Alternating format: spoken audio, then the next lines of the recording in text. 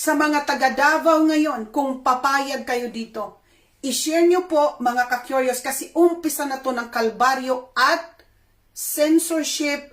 Hindi lang censorship, mamanmanan kayo, madali na kayong matrack kasi isasali na po nila lahat ang record natin sa hospital sa isang digital ID. Sasabihin lang nila yan sa umpisa, para muna ito dito sa mga may mga kapansanan para mapabilis ang pagbigay natin ng ayuda sa kanila. Ganun muna. Ganun ang uumpisa. Kasi hindi naman nila pwedeng aminin na, kaya tayong ilagay ito yung ID para matrack namin lahat ang buhay ninyo. Every aspect ng buhay ninyo. Alangan naman sabihin ganun. Di magwawala kayo. So may bait yan. Huhulihin muna kayo yung loob ninyo. Tapos in a small period sabihin, maganda pala kasi ang bilis. Wala nang mga paper trail. Ang bilis ng transaction. Siyempre gugustuhin mo yan. And then, pag lahat na nag-i-enjoy at lahat na nandoon na sa sistema, doon na sila mag-uumpisa na, ayan, nag-jaywalking ka lang, yung mukha mo nandyan na sa mga public places, nag-jaywalking, katulad ng nangyayari sa China, mag-commit ka lang ng konting pagkakamali mo, nasa headline ka na, public place, you will be humiliated. Pag sumubra ka na sa karne mo, pag nag-travel ka na, wala, stop na nila yung bank account mo. Yun na yun. Kasi nabasa ko po yun lahat, matagal na. That's why I'm here to talk to you. Matagal ko na tong sinasabi, hindi ko to gawa-gawa. Nabasa ko ang NOPLA nila. Na perfect na. And it is already slowly happening. Ito ang pinakamatindi. So we are talking now, ilimit na ang pera. Kukontrolin na nila. Okay? Ang paggamit ng cash, ito yung i-share po ninyo, mga kababayan, maawa po kayo. Ang cash dito, ito'y batas na pipirma pa lang. Hindi po ito haka-haka, batas na napirmahan po ito dito sa Europe. Ano po ito, mga ka-curious? Basahin natin unti-unti na nilang tatanggalin yung physical na pera. Yung papel, yung cash, yung mga coins. Kakasabatas lang ng Europe sa pagtatapos ng itong unti-unti na yung kalayaan natin na magkaroon pa ng hawak sa pera natin. Sa Enero 2027, bawat euro na lampas sa 10,000 ay magiging illegal na pera. Bawat bitcoin ay mangangailangan ng pahintulot ng gobyerno. So lahat, kahit i-introduce nila yung bitcoin, lahat po niyang bibigyan ng permeso ng gobyerno. Ang bawat transaksyon ay magiging data point yun nga yung sinasabi ko sa iyo na nandoon na sa aking bangko. Lahat ng every single transaction may kaakibat na carbon footprints. So lahat na po yun ay to give way to control kung saan mo ginagastos ang pera mo.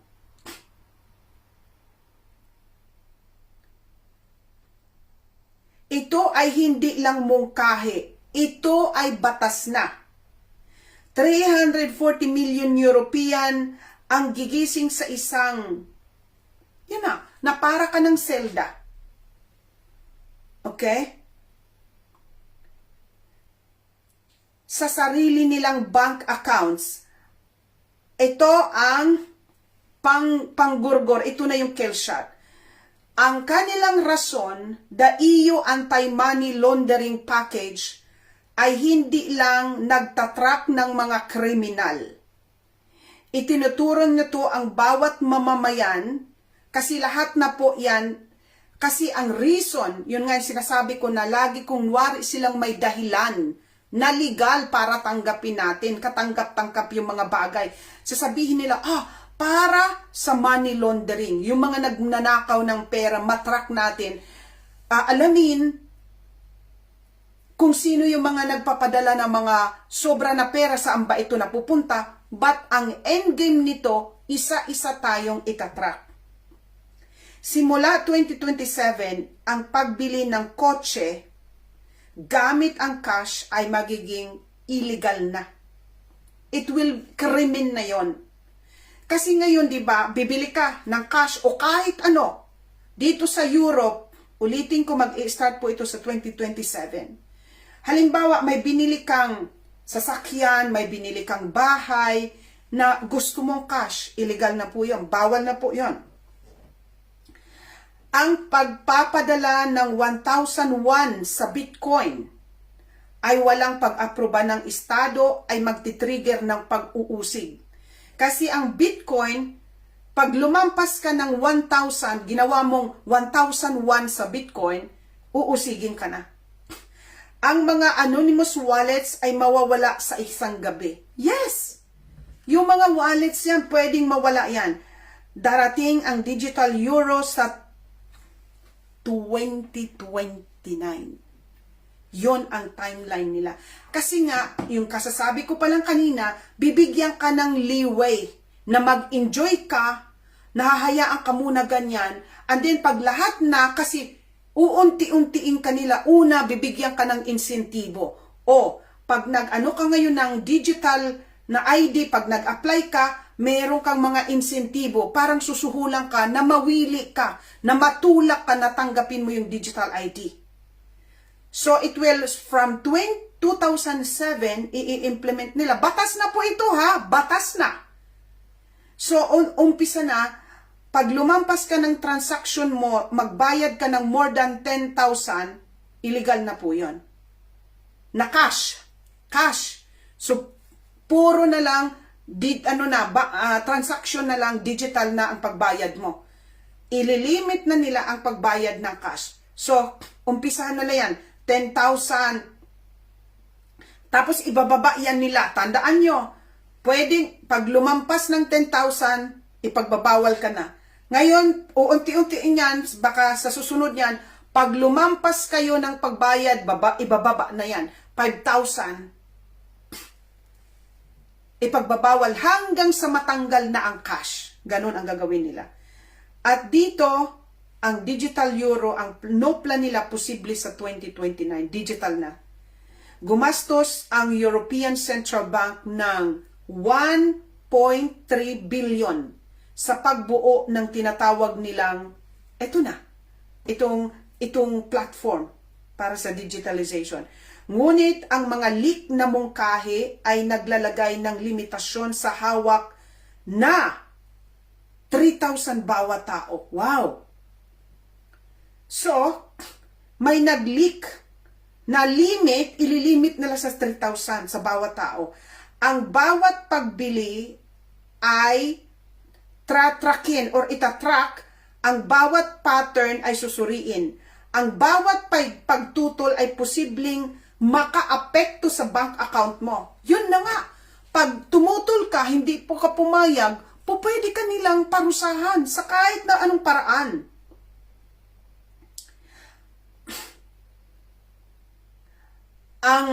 Ang ginagamit nila itong money laundering, hindi yan. Kasi kailangan may rason sila para ipatupad nila itong batas. Kasi gaano ba naman, kung totoong mabilis lang naman tugisin yung mga tao na naglulonder, yung mga nagnanakaw, yung mga transaction, bakit hindi nila i-focus ang kanilang pera at kanilang mga resources, tugisin yung mga tao na talagang naglulonder. Okay, yung may mga problema sa batas, hindi tayo lahat i-track. Kasi mawawala na tayo dito ng karapatan sa ating privacy. So yan po mga ka-curious, ang digital yuan ng China ay may kakayahan ng i-program ang pera upang mag-expire, upang maghigpit, upang kontrolin. Pero, para kasi naman, grabe sa China, ulitin ko sa China, pwede nilang ipa-expire nila. Ito mga ka-curious, ang pera mo. Na-explain ko na to sa isa sa aking mga videos. Naalala nyo, ito tandaan nyo mga ka-curious, kasi trinayal nila tayo. para maging normal na lang sa atin. Ang plano nila, ang gobyerno, magbibigay sila ng tokenization. Naalala nyo yung in-explain ko sa inyo? Plano po talaga yung tokenization. Token. Yung mga bibigyan ka nito, halimbawa, ang plano ganito talaga nila. Pag kinontrol na, ito fully controlled na nila, at magkaroon na tayo ng mga universal basic income, kasi yun ang endgame, bibigyan ka ng token. Alam mo yung bibigyan ka ng papel, or sasabihin sa'yo, o diba, bibigyan ka halimbawa yung mga company, nagbibigay sila ng, ito para sa food stamp. Sa Amerika, matagal na nilang pinapatupad yung food stamp. Bibigyan ka nila ng stamp na sasabihin ito para sa pagkain mo ito. Good for 1 month. Ipakita mo lang itong food stamp, pwede ka nang pumunta sa lahat ng mga restaurante, libre ka na. Papel lang ang ipipresenta mo. Naalala nyo, trinayal ito nung COVID.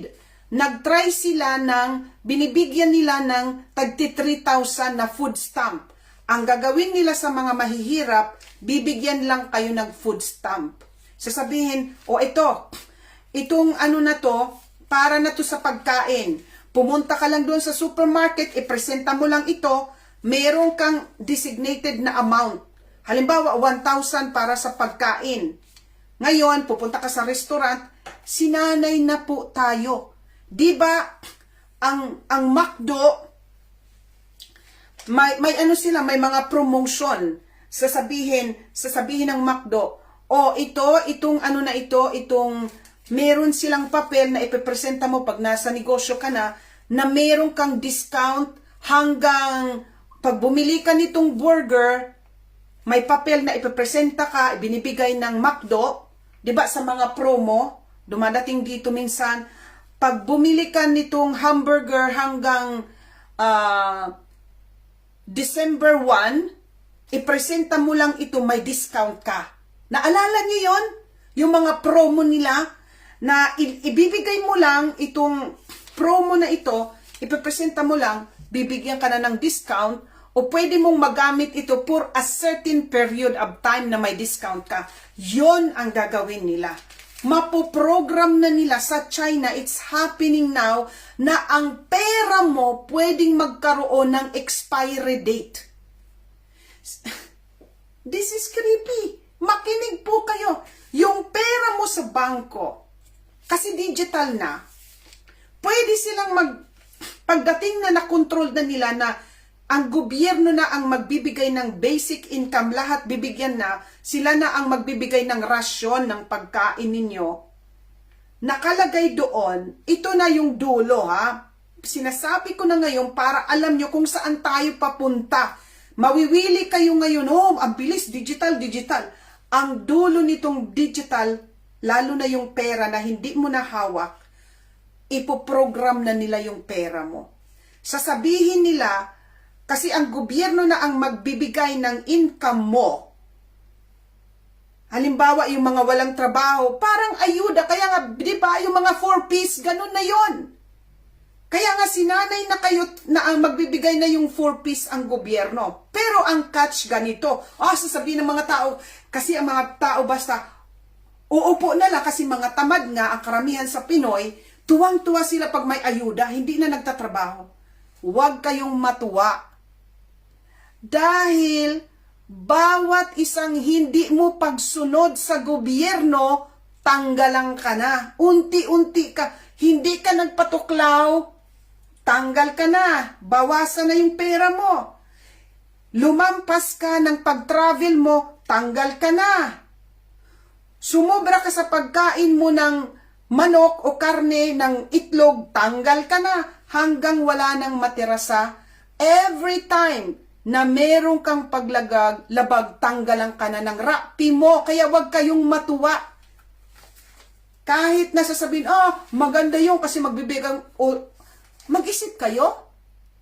Matutuwang gobyerno, nabigyan lang kayo ng bigyan, nakatihaya kayo, wala kayong gagawin. Sa palagay ninyo, matutuwa sila sa inyo? Gagawa sila ng paraan na hanggang matanggalan ka na lahat ng binibigay na benepisyo sa'yo. Ganon po yon. So ito, mga ka-curious, pakinggan nyo ito, may kakayahan na ang China na magbigay ng expiry date sa pera mo. Sasabihin nila, itong pera mo, kailangan sa loob ng 1 buwan, gastusin mo yan. Kasi gusto nila na wala na tayong rape. Lahat. Bakit? Magtatanong kayo, bakit nila ginagawa ito? Napatirahin tayo sa mga maliliit, sa mga city na hindi tayo doon lumabas. Pag lumabas tayo, pag bibigyan tayo ng limit kung ilang beses tayo lalabas, gusto nilang mapunta tayo sa mga metropolis, sa malalaking mga city, kasi para abandonahin natin yung mga lupain natin, para kasi ang purpose, kontrolin lahat. Kontrolin ang mga lupain, kontrolin ang natural resources, lahat. Kung anong meron ang mundo, kanila. Rarasyonan lang tayo. Ilagay tayo sa mga kulungan. Kaya nga yung mga konsepto ng bahay sa China, minimum of 50 story, parang kulungan na yan. Maliit lang, nandoon na lahat. Nakikita nyo? We are literally building slowly ng mga selda natin. Yun po. Pero, sabi ng Europe, of course, hindi tayo gagaya sa China, hindi natin susundin yan. Ito ang sabi, nangangako ang European Central Bank na magiging iba ang Europe sa China. Na ang China kasi sobrang higpit, di ba sa China, na pwede nilang bigyan ng expiry date yung pera mo. Nangako ang Europe na hindi daw nila gagawin yun. Nangako rin sila ng kaligtasan ng deposito sa Cyprus. Kasi sa Cyprus, may mga nagde-deposit doon na hindi natatrack. Tapos, kinukuha nila ang mga account noong 2023. Hindi daw mangyayari yon. Ano ang susunod na mangyayari? Ang mga privacy coins ay ililipat na sa anino. Wow! Ibig sabihin, mawawala, maglalaho. Ang mga black market ang papalit sa mga gray market. Makakamit ng Estado ang lubos na kaalaman. Ang tinatawag na omniscience, lubos na kaalaman. Kasi lahat sila, lahat na. Control nila, makakamit ng Estado ang lubos na kaalaman. Mawawala sa iyo ang karapatang bumali ng lahat na gusto mo nang walang pahintulot. Hindi ito tungkol sa krimen, ito ay tungkol sa kapangyarihan. 20 trillion ang dumadaloy sa Eurozone.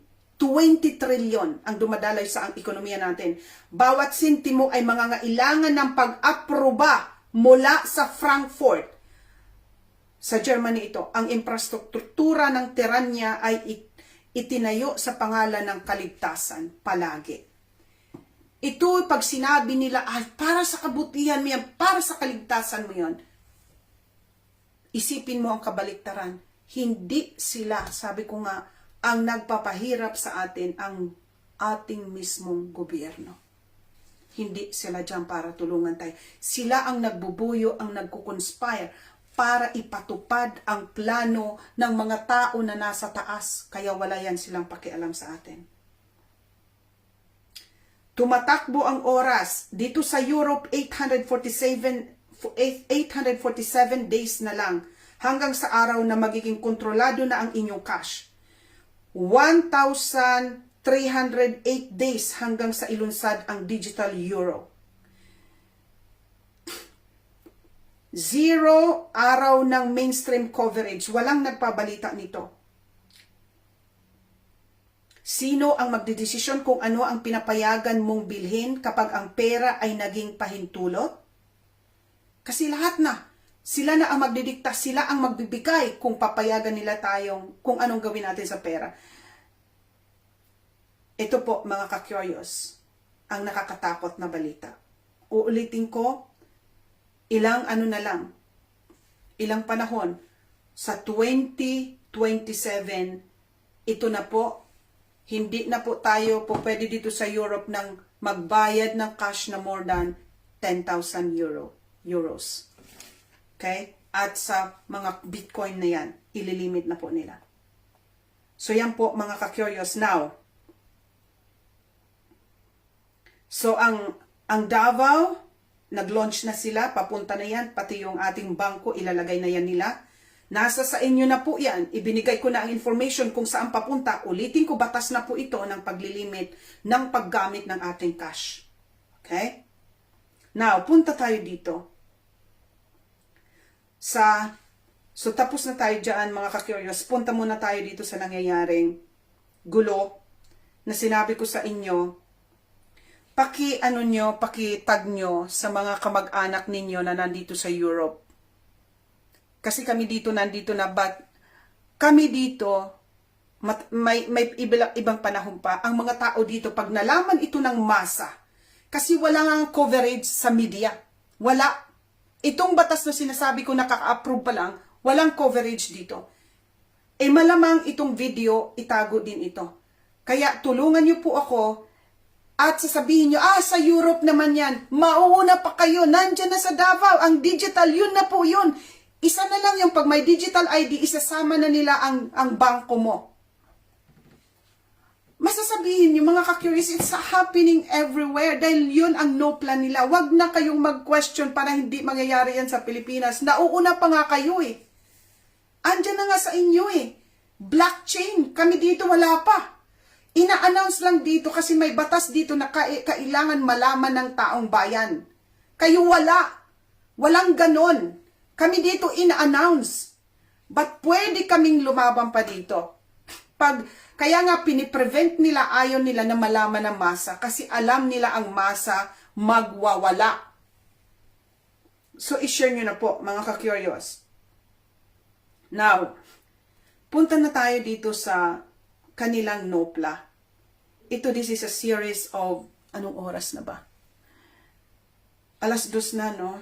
I think, kasi meron akong inihanda dito na tungkol sa nangyayaring gulo. Okay. Punta muna tayo dito sa Russia. Panoorin nyo ito, mga ka-curious. Binverify ko po lahat itong video, kaya nagtagal po ako. Binverify ko siya isa-isa kung totoo itong mga information na binabanggit dito. Russia has officially entered the battlefield against the United States to support Venezuela. And America might be only moments away from a new war. Russia's massive Ilyushin-Il 76 military cargo plane just landed in Caracas, Venezuela, carrying 50 tons of military equipment and 200 Russian personnel. Let me tell you, this aircraft is known globally for transporting rocket systems, helicopter parts, warheads, and even S-400 air defense components, and sources say 2 to 3 more Russian military flights are already planned, meaning Venezuela is preparing for something big. Also, this Ilyushin-Il 76 cargo aircraft took almost 2 days to reach Venezuela, traveling through Armenia, Algeria, Morocco, and Mauritania on the way. Russia announced full military support, saying Venezuela will receive weapons, defense systems, and continuous supplies. Remember, 80 to 90% of Venezuela's military is already Russian-made. Meanwhile, U.S. warships and F-35 jets are now monitoring the Caribbean, and analysts warn a confrontation can happen any moment. But here's the question. Who is actually pushing the world toward another global war, Russia or the United States? Drop your thoughts in the comments. Breaking news. Russia has officially entered the battlefield against the United States to support. Lahat po dito ng sinabi sa information, binirify ko kung tama. Okay? So, Russia decided to enter into the battlefield, kung meron man. Dahil, mga ka-curious, meron po silang military agreement. Okay? Yes, Russia so binirify ko siya, itong sinabi ng video, binirify ko sa AI. Yes, Russia is actively supporting Venezuela, which include recent diplomatic and military backing amid rising tensions with the U.S. Venezuela President Maduro has requested military assistance from Russia, including repairs for Russian-made fighter jets and missile system due to a U.S. military build-up in the Caribbean. Russia's foreign ministry has confirmed its firm support for Venezuela's sovereignty, and a Russian transport aircraft linked to military recently landed in Caracas. Russia and Venezuela also signed a strategic partnership treaty last month to expand collaboration in energy. So they are not only having partnership sa military kundi sa energy, mining, and other sectors. Russia's long-standing support for Venezuela is seen as a way to challenge U.S. influence in the Western Hemisphere.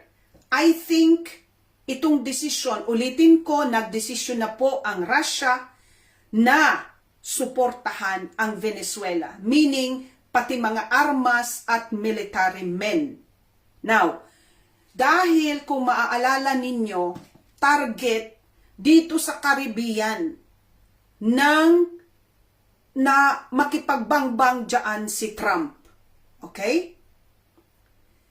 Kasi pag nahawakan niya itong Northern Hemisphere na hindi papayag si Putin, itong Western Hemisphere ng pagharian ng Amerika. Kasi for Russia, strategic ang Venezuela. Kasi pag nagkaroon ng bang-bang-bang, yun ang pinakamalapit na alyado ni Putin ang Venezuela para maglagay siya ng nuclear weapon, tirahin ang Amerika.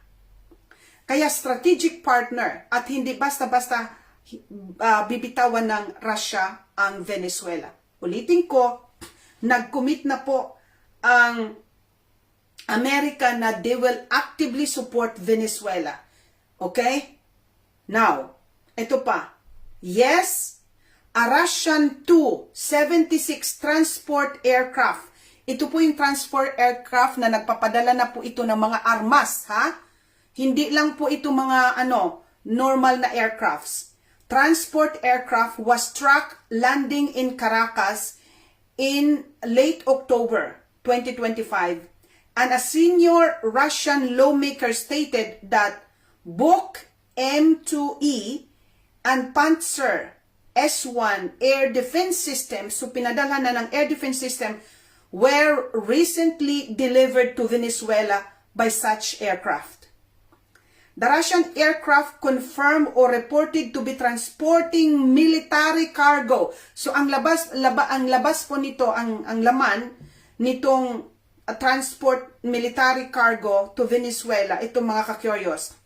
Transporting military cargo to Venezuela is the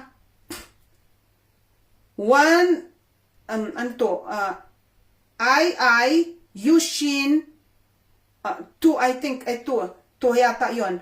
Yushin 2-76 heavy left transport plane. Heavy. So pang mabigatan ito, siguro mga armas panggwerra na ito. And then, ang US, kung sino kasi ang sayang at hindi kayo kasi ang mga tao doon sa Telegram, yung mga nagpa-follow sa Link Channel, updated po sila, ina-update ko sa kanila, yung mga pinapalibutan, di ba? There were a time na nandoon na yung mga B-2 bombers sa airspace ng Venezuela, ang US. Kasi nga, mga ka-curious, nagbalita na nga ang US na titirahin na nga nila ang Venezuela. It's just a matter of days and hours. Pero, may nag-expose sa Amerika yung kaalyado rin ni Trump na nagsisinungaling si Trump sa kanyang rason. Si Tucker Carlson, isa sa number one podcaster sa buong mundo, na kaalyado talaga to ni Trump, na tumulong para manalo si Trump, ini-expose na rin si Trump. Mga ka-curious. At sinabi ni Tucker Carlson na hindi totoo ang dahilan na ibinibigay na rason ni Trump para bombahin ang Venezuela ay dahil ang Venezuela daw ang number 1 na nagdadala ng droga sa Amerika. Dinibank yan at hindi totoo na ang Venezuela, papakita ko sa inyo, ang number 1 importer ng drugs sa Amerika. Gumagawa lang si Trump ng kasinungalingan na bisto siya, kaya yung kanyang paglusob na antala. Kasi ang mga Amerikano nalaman ang totoong dahilan na hindi pala ang droga ang dahilan kung bakit babangbangin nila ang Venezuela. Gusto lang nilang kontrolin ang Venezuela, kaya nila bobombahin kasi mayaman ang Venezuela sa crude oil at ayaw nila na ang Venezuela magamit na kadel kaalyado yan ni Putin. Okay? Ito po mga ka-curious, bear with me lang kasi pag nangyari po ito, malaking gulo ito pag namagitan ang Russia. At may trail, may sequence of events na si Browner din sa Pilipinas nagsabi na pinaghahanda niya ang ating mga sundalo na pwede tayo makipaglaban ng 20 to 30 days nang walang tulong mula sa allied na mga bansa. Okay? So, meron pattern ng namumuong gulo at ito'y naibalita natin na may lumabas nga sa Secretariat, dokumento na ipinalabas ng Secretariat ng France na may NOPLA na may bangbang daw sa March of 2026. Ilang months na lang from now. So itong mga namumuong gulo ngayon na nagtatransfer na ng mga pangbomba, panggwerra ang Russia dyan sa Venezuela, I think hindi po ito conspiracy.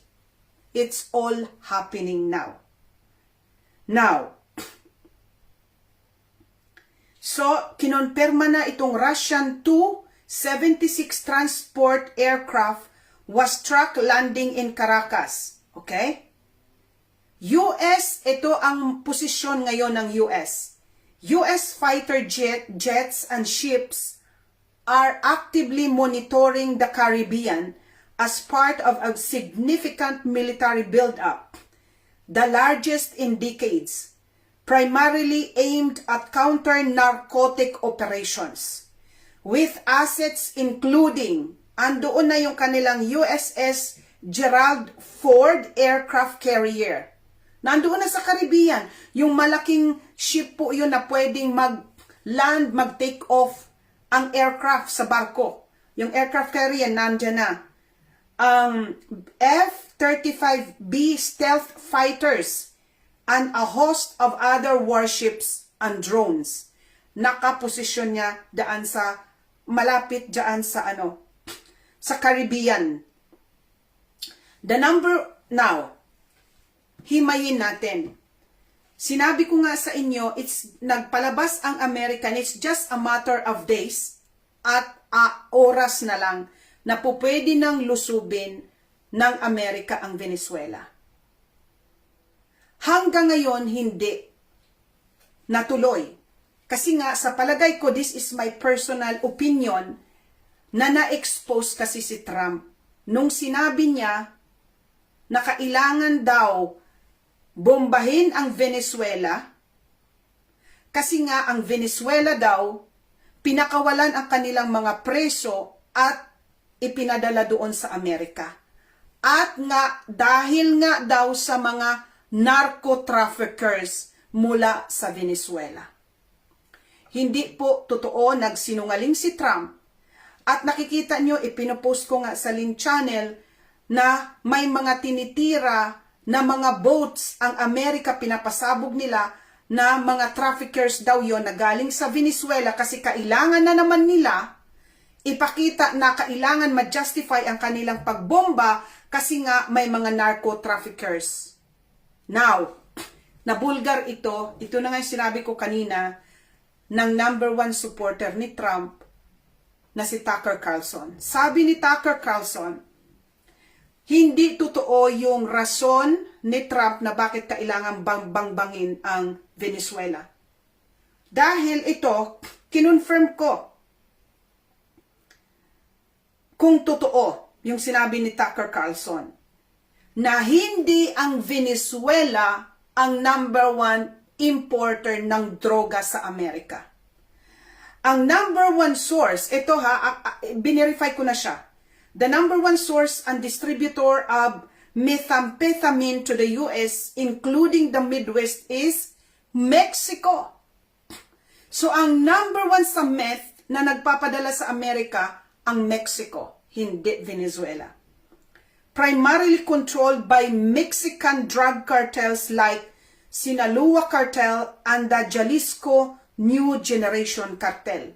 So nagsinungaling si Trump. Now, ang Colombia is the #1 source country for cocaine entering the US, with the vast majority being smuggled across the Mexico-US border. So doon nga nag-i-smuggle itong mga drugs na cocaine galing sa Colombia, doon pa nila dumadaan sa Mexico, doon ini-smuggle sa Mexico, hindi sa Venezuela. So ulitin ko, ang meth, ang cocaine, hindi galing sa Venezuela. Ang meth galing sa Mexico, ang cocaine galing sa Colombia. Ang heroin also been trafficked from Colombia. So hindi nga na, tatlo na, hindi nababanggit ang Venezuela. Meron ang cocaine from Venezuela. Pero hindi cocaine ay #1 cocaine na nanggagaling sa Venezuela katulad ng sinabi ni Trump, kasi ang cocaine na #1 source ng distributor ay galing sa Colombia. Okay? So nagsinungaling siya. May cocaine na galing sa Venezuela pero hindi sila ang #1 na nagpapadala ng cocaine, ang Colombia na napupunta sa Amerika. At ito pa, ang #1 talaga na nagpapadala ng droga, nalampasan pa ang Colombia, Mexico, ano pa yung mga bansa na yan, itong Venezuela. Ano ang #1 na bansa na nagdadala ng droga? Na marami ang namamatay, literal na namamatay by the hundreds of thousands. Fentanyl. Naalala nyo ng kasagsagan ng pandemic, ni-report ko sa inyo, there are enough fentanyl that are entering the US na kayang gumurgor ng mga takba na nagdodroga sa Amerika. Nakita nyo sa Philadelphia, nakagano na yung mga tao sa kalsada. Tingnan mo yung video sa Philadelphia. Saan ang galing yung fentanyl? Sa China. Bakit hindi bombahin ni Trump ang China? Sila ang #1 na may pinakaraming droga na nakakamatay mismo. Ang #1 na cause ng death ng mga droga, fentanyl sa Amerika. By the thousands. Nang galing sa China. Pero bakit hindi binabangbang ng Amerika ang China? Dahil hindi niya kaya. Ano ang kunwari, pupuntahan niya ang lulusubin niya kasi mahina na bansa ang Venezuela. So si Trump po, ang sabi pa nga ni Tucker Carlson, kung talagang si Trump gusto niya marisolba, bakit siya pupunta doon, gagamitin ang military assets, sisirain ang isang bansa, bakit hindi hulihin yung mga drug traffickers? Diba meron na sila lahat ng information ang CIA, FBI? Bakit tama nga naman? Bakit mo bubumbahin isa sa ano mo yung buhay ng buong bansa kaysa sa tugisin mo yung mga drug cartel? Diba? Yun ang gurgurin mo, yun ang ipakulong mo. So because of that, nag-viral po yun. Alam naman natin, majority ng mga Amerikano nanonood kay Tucker. Kaya ngayon na-expose si Trump. Hindi kaagad natuloy yung kanyang paglusob na sinasabi, hours na lang, days na lang, lulusubin na. But inevitably, kailangan nilang ituloy kasi nandoon na ngayon. Kasi ano lang naman yun gagawa lang sila ng parang matanggap natin, nakatanggap-tanggap yung ginagawa nila para yan, dito sa Europe para ipatupad ang paglimit ng cash, sabihin para sa mga money launderers. Doon naman sa Amerika, kasi ang Venezuela ay nagtatraffic ng droga, bombahin natin. Kailangan gumawa sila ng kasinungalingan na rason. Now, because of this, ang approval rating ni Trump, dahil sa mga pangako niya na sinabi niya, in 24 hours tatapusin niya ang war with Russia and Ukraine. Tatapusin daw niya ang war sa Middle East. Yung pala, mas dumami pa ang gwera nang pumasok siya.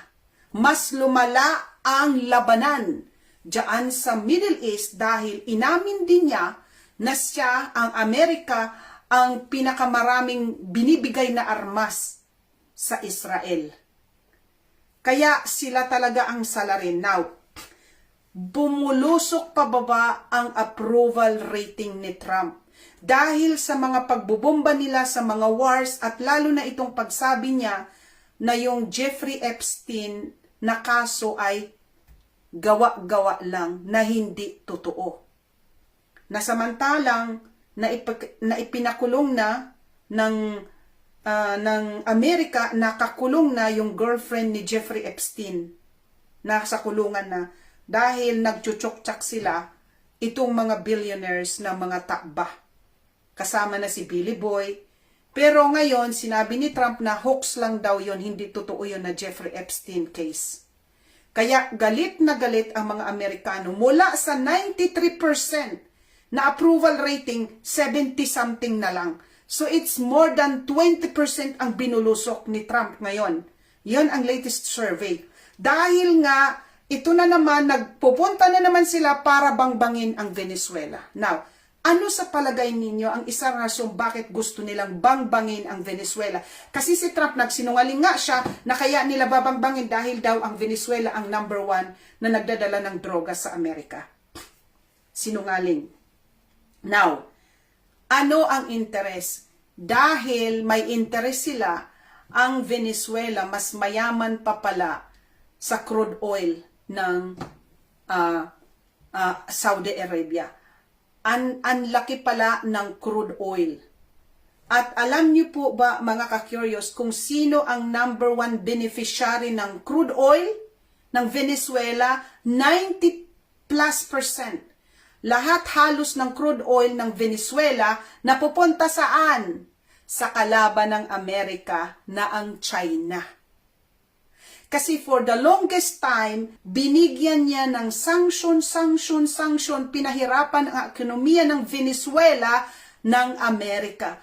Kinontrol nila for the longest time ang energy ng Venezuela. Ngayon, galit na galit si Trump kay Maduro, yung presidente, binigyan niya ng 50 million bounty kung sino ang makakapagtukoy na mahuli si Maduro, bibigyan ni Trump ng 50 million US dollars. At may balita, headline, yung personal na pilot ni Maduro, yung presidente ng Venezuela, kinuurs, binabayaran ng Amerika para i-reroute yung personal. Babayaran yung piloto ng malaking pera para dalhin si Presidente Maduro ibigay sa mga kano. Alam mo, yung kanyang personal pilot, isa sa personal pilots ni Maduro, umayaw. Kasi tapat sila sa kanilang presidente. Dahil gusto lang talagang pabagsakin. Dahil hindi nila makontrol ngayon ang crude oil dahil binigay ni Maduro doon sa China. So yan ang nakikita ko, gustong pag-arian ng Amerika dahil ang Amerika ngayon malaki ang problema, kailangan nila ng mga natural resources, kailangan kontrolin nila, kaya nga pinatawan ang buong mundo ng mataas na tarifa. Kasi ang ekonomiya ng Amerika ay bumabagsak. In fact, naka-shutdown ang gobyerno ng Amerika. Ngayon, hindi pa nila masolusyonan. Anong ibig sabihin? Yung mga trabaho na hindi kailangan, mga thousands and thousands na mga sundalo ngayon, walang sweldo. Yung mga empleyado ngayon na hindi kailangan para, yung mga hindi masyadong kailangan para patakbuhin ang gobyerno, hundreds of thousands na sa mga bahay nila ngayon sa Amerika walang sweldo. Kasi naka-shutdown ang gobyerno nila.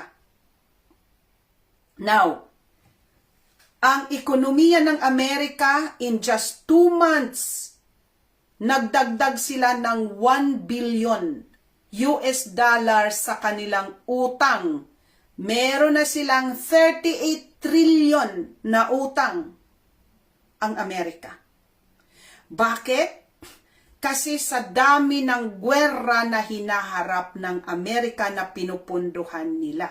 Kaya yung mga Pilipino na mahilig sa kano, mahilig din kayo sa gwerra.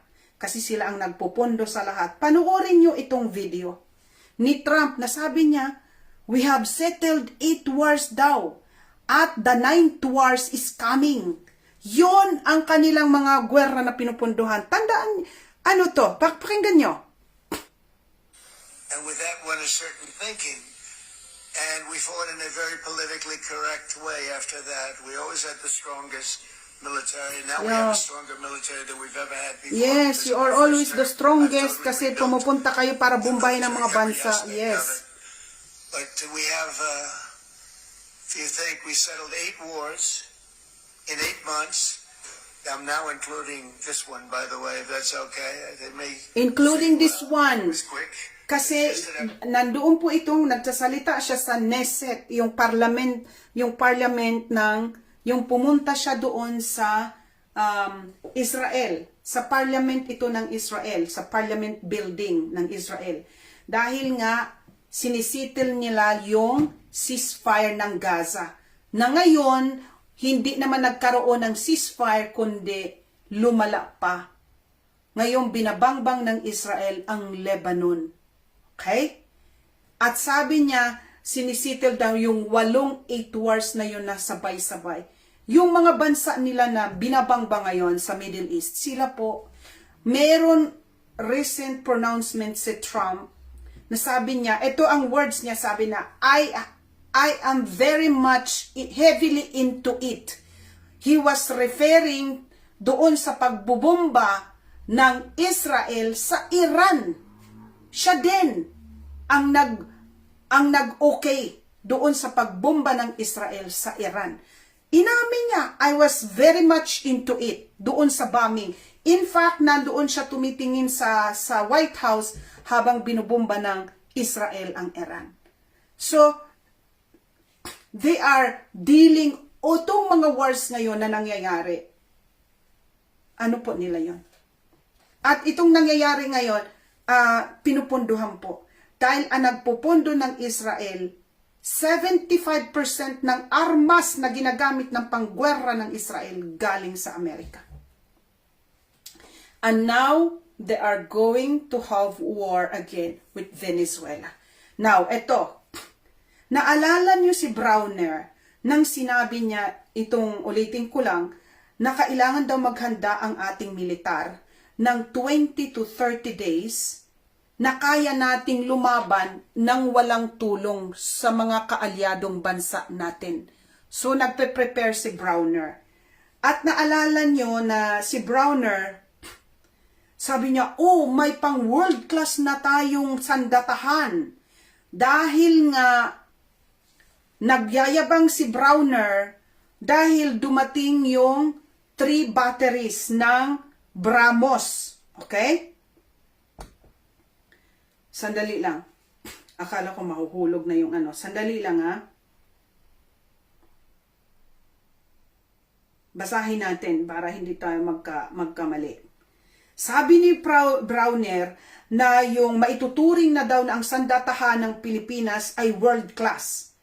Dahil mga ka-curious, dumating na sa Pilipinas, kaya niya nasabi na world class ang sandatahan natin, na nagyayabang ka Browner.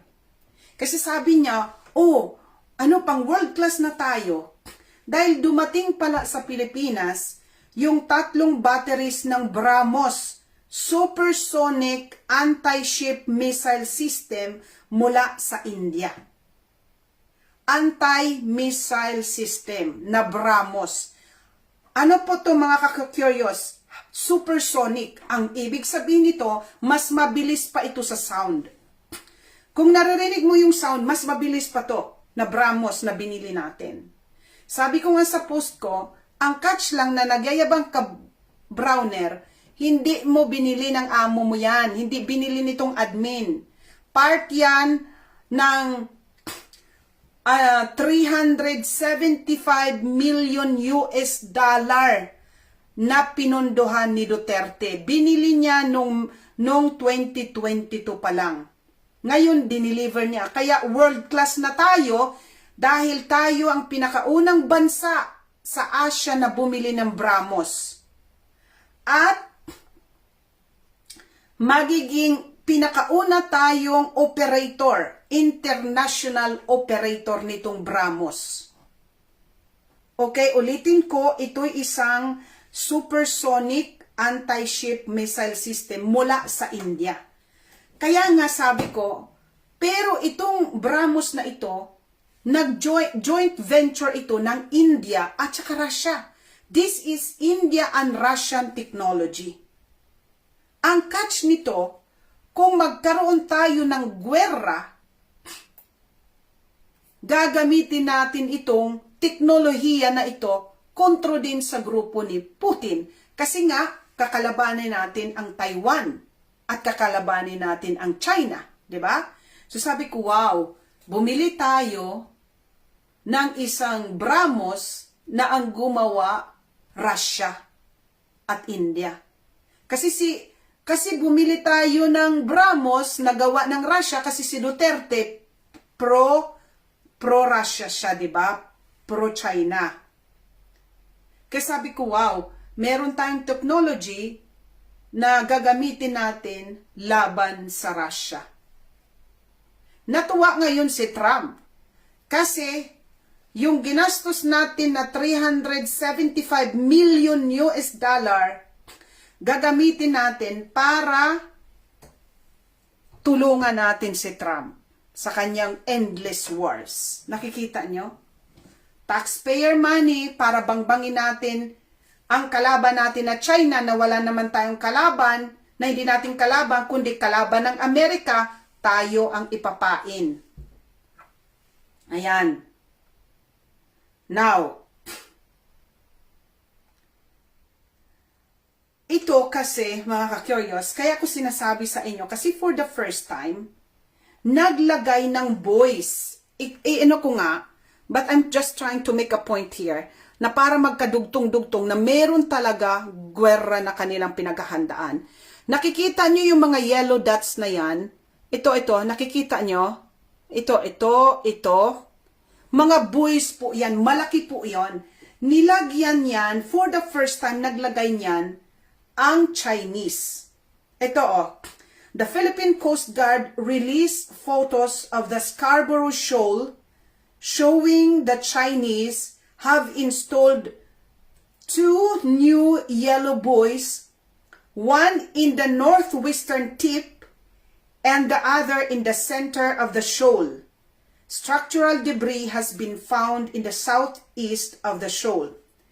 Itong China uses yellow buoys to mark its alleged territorial waters in the South China and Yellow Seas.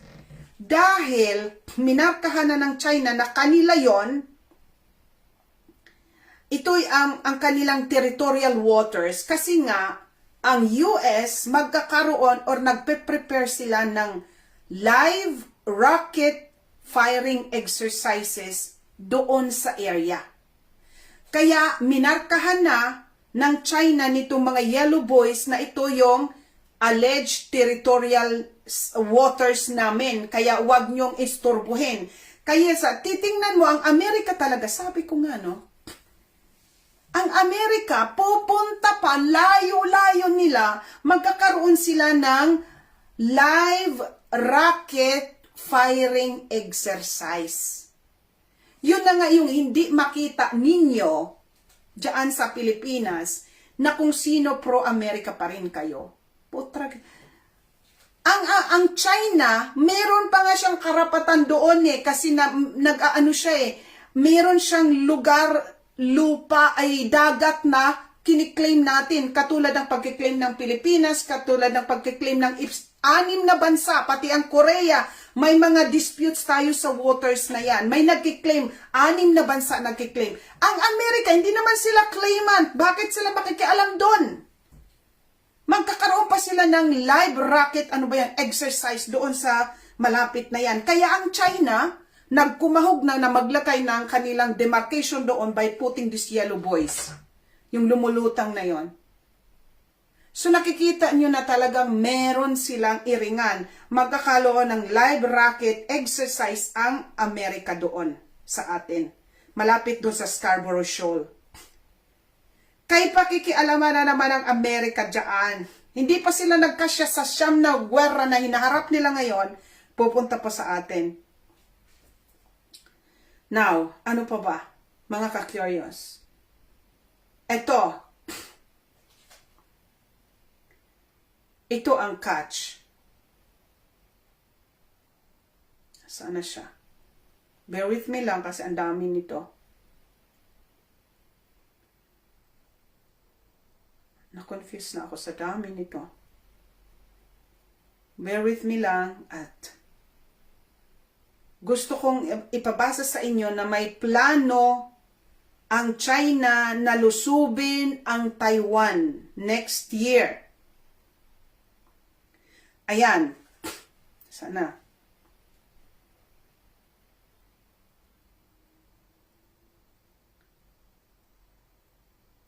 Ito. Pasensya na at medyo napatagal tayo. China. Kaya ko to ngayon, mga ka-curious, ang purpose ng mga pagbabalita ko ay para hindi kayo takutin. Para hindi kayo mawindang pag dumating na yung mga panahon. Okay? China, total hindi ko naman to gawa-gawa kasi yung mga ub-ub na nandyan na nakikinig, mga fake news daw gumagawa. Wala nga akong ginagawa kundi binabasa ko lang. Wala akong dinadagdag na word. Okay. China may attack Taiwan as early as next year. Western intelligence agencies warned that the Beijing military invasion of Taiwan could begin as early as November 2026. If internal unrest occurs in the US after the midterm election.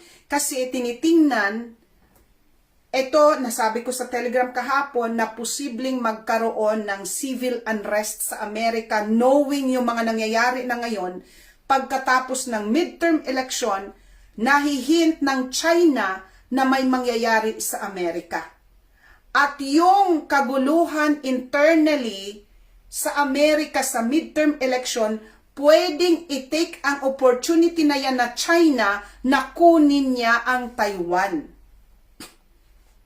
Ito if internal unrest occurs in the US after the midterm election, it is claimed that the Chinese leadership views the crisis in the US as an opportunity for an aggressive actions. Now, hindi ko alam kung mangyayari ito, but knowing itong mga positioning nila, itong mga live rocket firing na gagawin ng Amerika dyan sa ano ang pinaghahandaan nila.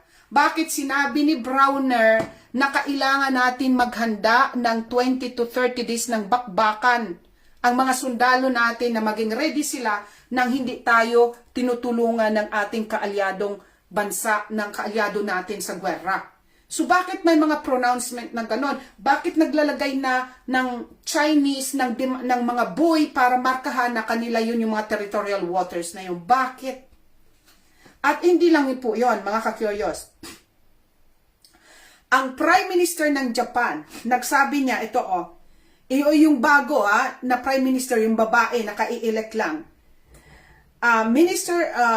New Prime Minister of Japan, Sanai Takaichi, has asserted that if China were to impose a naval blockade on Taiwan, it could constitute an existential crisis for Japan.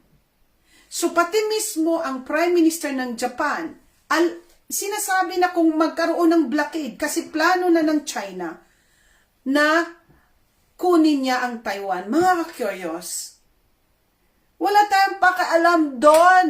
Wala tayong away doon. Kung kunin ng China ang Taiwan, wala tayong pake-browner. Yung Taiwan, probinsya yan ng yung China. Yung Taiwan na yan, part yan ng China. Probinsya ang Taiwan. Ang tao nila, pare-pareho sila ng mukha, pare-pareho sila ng race, pare-pareho sila ng lingwahe. Ba't tayo makikialam doon? Hayaan natin sila magproblemang pamilya nila yon. Pero hindi. Kasi ang Amerika, kailangan makialam kasi lahat pinagpakialaman nila. Kasi gusto nila ng kontrol. At kayo, utusan lang. Puisit. Himudpit yung presidente ninyo.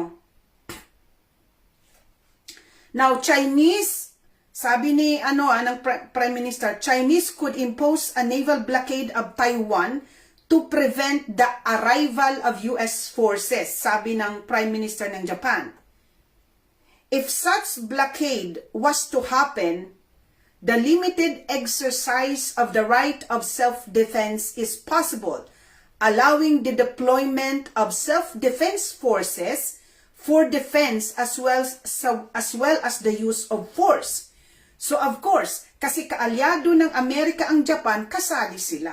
In fact, mga ka-curious, ang sabi niya, rescuing the Japanese nationals would be the top priority. We must also be prepared for the worst case scenario, sabi ng Japan. So they are preparing for worst case scenario. In fact, ang Prime Minister ng Japan, si Trump bumisita kailan lang, di ba? Nagkita sila ng Prime Minister. At guess what? Ang Japanese nag-promise ng 2% ng kanyang GDP ng Japan para sa arms, para mag-armas, para bumili ng armas sa Amerika. At yun lang ang sinasabi ko na always follow the money. Pag gusto nyong malaman ang mga pangyayari sa mundo, you trace the money kung saan napupunta. Ito pakinggan nyo During his recent visit, itong recent visit ni Trump, ang Prime Minister ng Japan affirmed her aggressive plan to accelerate defense spending to 2% ng gross domestic product, about 78 billion ang iprinamis ng Prime Minister ninyo. Akala ko matino din itong Prime Minister ninyo dyan, mga kababayan ko. Akala ko, kung ikaw ay Prime Minister, na mag-allocate ka ng 78 billion, that is 2% of your GDP, para sa bang-bang-bang, ang ibig sabihin, gusto mo magbang-bang. Kasi kung ayaw mo ng bang-bang-bang, hindi ka magbibigay ng ganyang kalaking pera, ibigay mo na lang sa mga tao mo, ipakain mo, aywan ko kung ano mong gawin mo, bigay mo sa health ng mga Japanese. Bakit sa gwerra? Kasi kung gusto mo ng peace, hindi ka makisali sa mga warmonger na Amerikano. Tumiwalag ka doon. Kasi walang ihahatid lang kundi gwerra lang. Kaya nga nakipag-alyansa kayo sa Amerika kasi gusto niyo ng gulo. Ganun yon. Kaya mag-a-allocate kayo ng 78 billion, 2% of your GDP. Warmonger din ang hitad, visit. Akala ko. Now, so ayan na. Ito pa, para magdagdag. Itong mga binabalita ko sa inyo, the last 2 days po ito na mga pangyayari. Now, ito pa. Naipost ko rin to para lang, pero para mabuo na talagang war is brewing everywhere. Iranian missile factories are operating 24 hours a day. Iranian officials hope to launch 2,000 missiles simultaneously to overwhelm Israeli defenses, rather than launching 500 missiles over a 12-day span. Sabi ito ng Iranian official to Ali Vase ICG Iranian Project director. So walang humpay ngayon ang pag-produce ng mga armas, nuclear weapon, pati ang Iran.